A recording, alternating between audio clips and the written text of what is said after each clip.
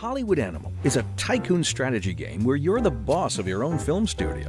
With a game like this, we faced a fundamental question from early development. Should we make it 2D or 3D?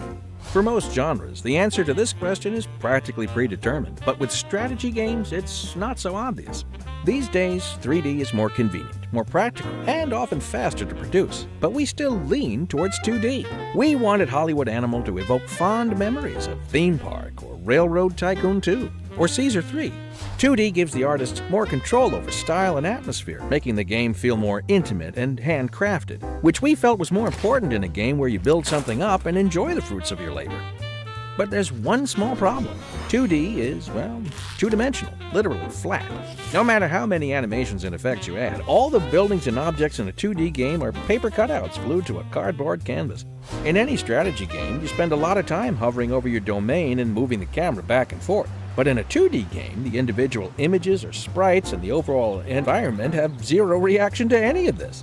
There's no sense of perspective, no parallax movement or depth.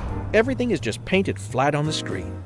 Then, one of our developers suddenly remembered an old solution to this problem from a game in a totally different genre. Diablo 2, a 2D isometric game featuring the perfect depth effect. The programmers at Blizzard designed a clever system which distorts sprites so they become smaller as they move away from the camera, creating a sense of perspective. Maybe we should revisit this half-forgotten technique and try something similar.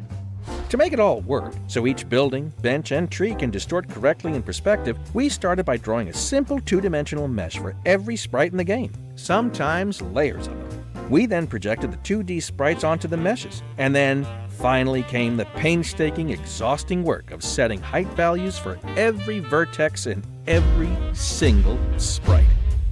So here's to our artist, who did the whole thing by himself. Thanks to this approach, we feel like Hollywood Animal combines the best of 2D and 3D strategy games, and sets itself apart visually from other games in the genre. Was any of this really necessary? Of course not. But isn't that what creativity is all about? Giving yourself a weird challenge, focusing on a problem that barely existed, and then spending disproportionate amounts of resources solving it, in the faint hope that 2 or 3 really attentive players might notice and appreciate it? Maybe you don't play Hollywood Animal for its incredibly detailed movie-making system, the golden age of Hollywood atmosphere, the employee management, plus 1,000 funny stories along the way. But maybe you'll play it because the buildings become slightly distorted in perspective as you move the camera.